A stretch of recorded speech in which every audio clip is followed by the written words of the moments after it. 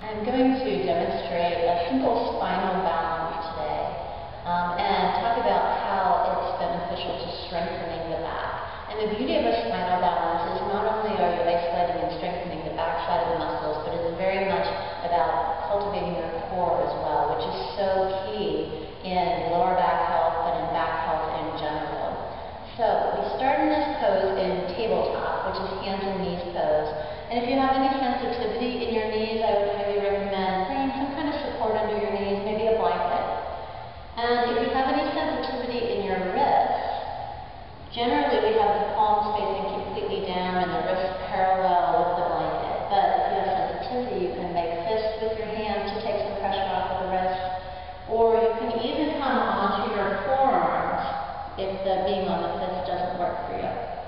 So I'll demonstrate with my palms completely open on the mat, and I spread my fingers, all 10 fingers, as wide as I possibly can, and plug through the thumb and the index finger in particular, really finding a strong base in my palms.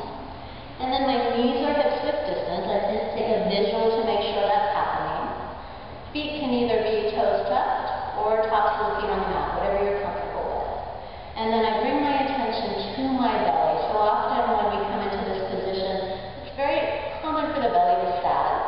Just bring a little extra attention and gently draw the belly towards the front side of your spine. And sometimes bringing a hand to the belly and actually feeling that happen can be really helpful in this pose.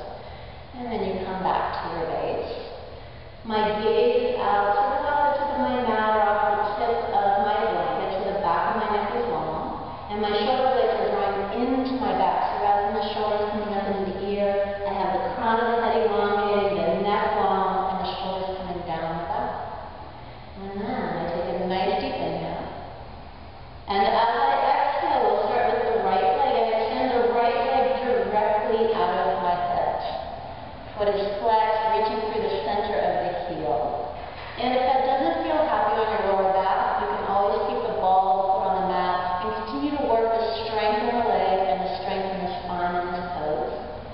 So once I find that, leveling the leg, really active for the leg, active for the crown of the head. If